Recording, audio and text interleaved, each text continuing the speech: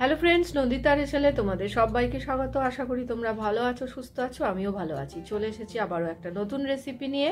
আজকেও এসেছি একটা নিরামিষ বাঁধাকপির রেসিপি নিয়ে, যেটা খেতে হয়েছে অসাধারণ।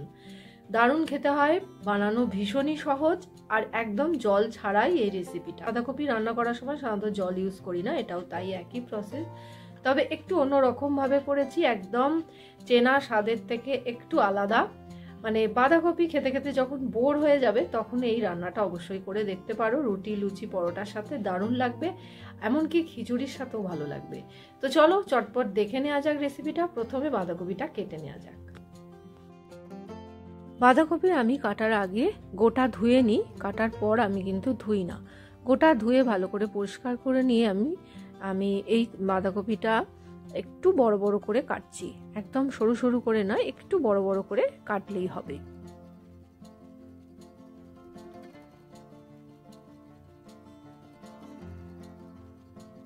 তো কাটা হয়ে গেছে, এই যে দেখে নাও, ঠিক এইরকম বড় বড় করে টুকরো করে কাটতে হবে।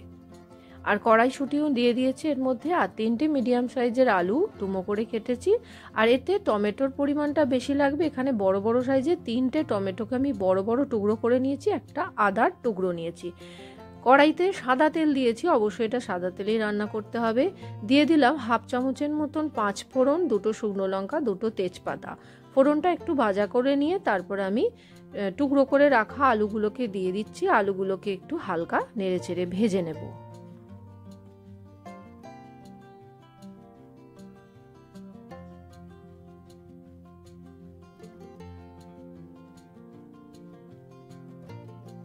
আলুগুলো হালকা নেড়েচেড়ে ভেজে নেওয়ার পর আমি যে আদার টুকরোটা নিয়েছি, সেই আদার টুকরোটা আমি এইভাবে হ্যান্ড গ্রেটারের সাহায্যে একটু গ্রেট করে দিচ্ছি। পেস্টও এখানে দেয়া যেতে পারে, তবে আমি গ্রেট করে একটু তেলের সাথে ভেজে নিচ্ছি। আলুর সাথে একটু ভেজে নিলাম, তাহলে কাঁচা গন্ধটাও চলে যাবে। এবার কিছু রেগুলার মশলা দিচ্ছি। 1/2 চামচের মতন হলুদ গুঁড়ো, 1/2 চামচ ধনে গুঁড়ো দিয়েছি, আর কাশ্মীরি রেড চিলি পাউডার দিচ্ছি পরিমাণ মতন। আমি এখানে জিরে গুঁড়োটা ইউজ করিনি, তোমরা মনে করলে জিরে গুঁড়ো দিতে পারো। এবার মশলাটা দিয়ে আলুর সাথে খুব ভালো করে কষিয়ে নেব। খুব বেশিক্ষণ কষানোর দরকার নেই, তাহলে মশলা পুড়ে যাবে। হালকা নেড়েচেড়ে কষিয়ে নেওয়ার পর এবার কেটে রাখা বাঁধাকপিটা আমি দিয়ে দিচ্ছি। এর মধ্যে কড়াইশুঁটিটাও দেওয়া ছিল, তাই সব সমেত দিয়ে ভালো করে নেড়েচেড়ে প্রথমে বাঁধাকপিটাকে একটু ভেজে নিতে হবে। এখন কিন্তু আমি লবণ দিচ্ছি না, একটু কিছুক্ষণ 1 থেকে 1.5 মিনিট মতন এরকম নাড়াচাড়া করে বাঁধাকপিটাকে একটু ভেজে নেব।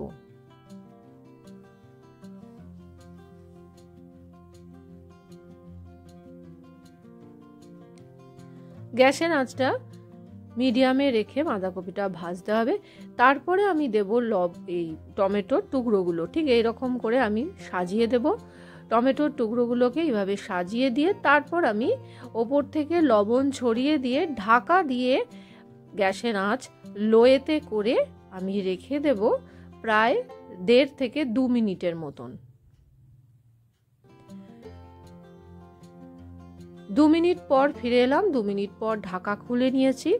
এই দেখো, টমেটোটা কিন্তু বেশ মজে গেছে।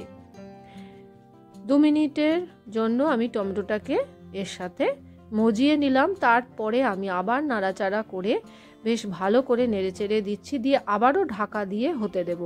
আমি কিন্তু এই তরকারিটায় একদমই জল ইউজ করিনি। টমেটোর জল আর বাঁধাকপির নিজস্ব জলেই তরকারিটা পুরো রান্না হবে। আর এই তরকারিটা খেতে দুর্দান্ত কিন্তু হয়, একটু টক ঝাল মিষ্টি স্বাদের হয়। আমি কিন্তু কাঁচা লঙ্কা এখানে দিইনি, যে 2টো বড় শুকনো লঙ্কা দিয়েছি ফোড়নে, তাতেই কিন্তু ঝালটা হয়েছিল। এবার কিছুক্ষণ ঢাকা দিয়ে দিয়ে নেড়েচেড়ে রান্না করে নেওয়ার পর আমি উপরে সামান্য একটু চিনি অ্যাড করেছি, যেহেতু এটা নিরামিষ রান্না। আর খুন্তি দিয়ে দিয়ে একটু ঘেটে ঘেটে দিতে হবে। তারপর ওপর থেকে একটু ধনেপাতা ছড়িয়ে দিলাম। ধনেপাতাটা দিয়ে নাড়াচাড়া করে আরও কিছুক্ষণ আমি ঢাকা দিয়ে রান্নাটা হতে দেব। তারপর একদম শেষে আমি গুঁড়ো গরম মশলা ছড়িয়ে দিচ্ছি।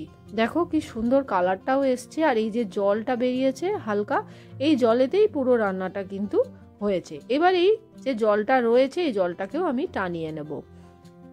তোমরা মনে করলে একটু ঘিও দিতে পারো এর ওপরে। আমি শুধুমাত্র গুঁড়ো গরম মশলা এর ওপরে ছড়িয়ে দিলাম।